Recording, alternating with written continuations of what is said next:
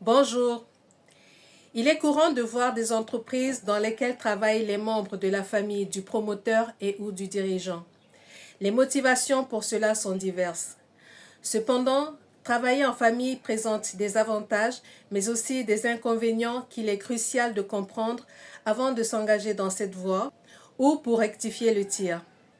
Je suis Marie-Caroline Kingé, consultante et associée gérante du cabinet conseil en management Makaki, cabinet spécialisé en ressources humaines, gouvernance d'entreprise, égalité professionnelle et entrepreneuriat.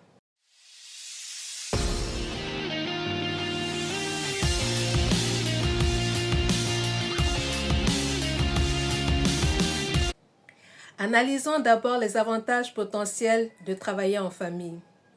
La première raison ou le premier avantage pour lequel on embauche un membre de la famille, c'est pour la confiance qu'on lui accorde et pour sa loyauté. On part du principe qu'il sera plus fiable et plus loyal envers l'entreprise, réduisant ainsi les risques de malhonnêteté et de trahison. Recruter un proche permet également d'offrir un emploi et un revenu régulier à des membres parfois inactifs de la famille. Comme on dit, charité bien ordonnée. On peut donc penser qu'ils seront plus engagés et plus investis dans la réussite de l'entreprise. Travailler avec les membres de la famille peut aussi aider à maintenir la continuité lorsqu'il faudra remplacer le dirigeant, la priorité étant de garder l'entreprise dans le giron et sous le contrôle familial. La communication peut être aussi plus fluide et plus efficace entre les membres de la famille, ce qui facilitera la coordination et la prise de décision. Cependant, ces avantages peuvent se révéler être des pièges. Ils peuvent cacher la jalousie et les abus de confiance.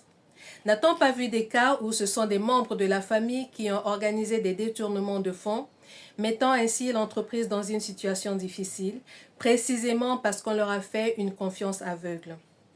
Des cas où leur parole n'est jamais remise en question face à celle d'un collaborateur lambda qui se serait risqué à les contredire ou à les dénoncer.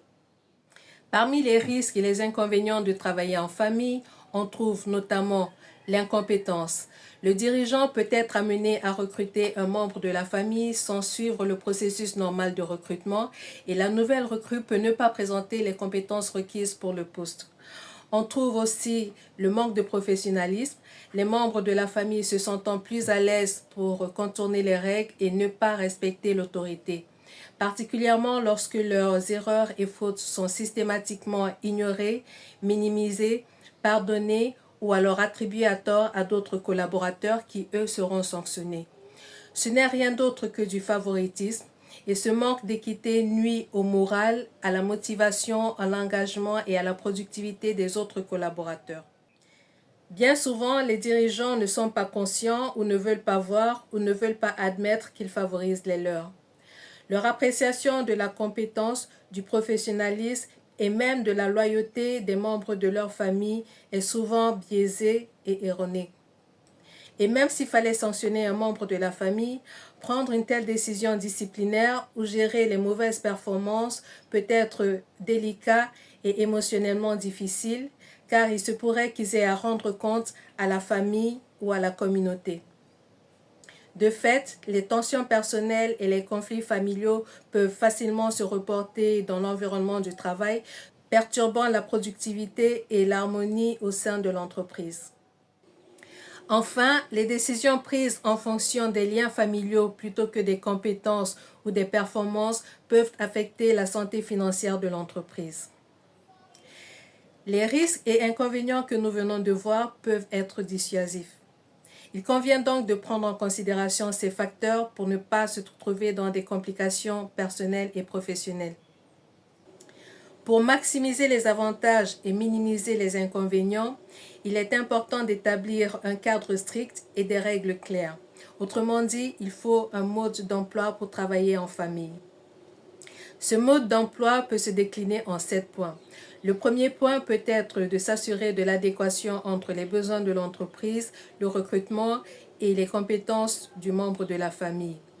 Si d'aventure ce proche n'est pas au point, on peut très bien penser à une formation ou à un coaching pour le mettre à niveau.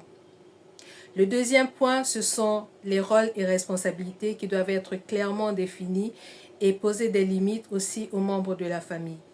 Dans tous les cas, signifier qu'il y a une séparation nette entre l'entreprise et la famille. Le troisième point, c'est établir les procédures et les processus qui sont très clairs et qui s'appliquent à tout le monde. Dans le même temps, les évaluations de performance et les décisions disciplinaires doivent s'appliquer à tout le monde pour éviter justement les cas de favoritisme. Le dirigeant doit s'efforcer de rester à l'écart ou du moins de ne pas intervenir systématiquement lorsque son proche est concerné. Le quatrième point, c'est maintenir le professionnalisme. Le dirigeant doit mettre en avant les valeurs de l'entreprise ainsi qu'un code de conduite. Et tout comme le dirigeant, les membres de la famille doivent montrer l'exemple. Le cinquième point, c'est mettre en place des mécanismes de résolution de conflits équitables en faisant appel si nécessaire à un médiateur externe. Le sixième point, c'est séparer les finances de l'entreprise des finances familiales pour éviter les conflits d'intérêts et des problèmes financiers. Et enfin, le septième point, c'est mettre en place une communication ouverte et honnête entre tous les collaborateurs pour éviter justement des ressentiments ou du favoritisme. Et surtout, être conscient des biais de cette tendance que peut avoir le dirigeant de donner systématiquement raison à un membre de la famille. N'oubliez pas, la confiance n'exclut pas le contrôle. Il y a un cas que nous n'avons pas considéré ici, c'est lorsque certains membres de la famille sont très compétents et très professionnels et que c'est plutôt le dirigeant qui est réticent. Il faudrait qu'il s'interroge. Est-ce parce qu'il se méfie d'eux et pourquoi ? Est-ce parce qu'il a peur qu'ils soient plus compétents que lui et donc qu'ils paraissent moins compétents qu'eux? Est-ce parce qu'il a tendance à les sous-estimer? Mais un bon dirigeant, c'est celui qui sait s'entourer et qui s'entoure des meilleurs. Donc, il faudrait qu'il optimise cette ressource à sa disposition. En conclusion, travailler en famille peut être enrichissant si on met en place des stratégies claires pour gérer les défis.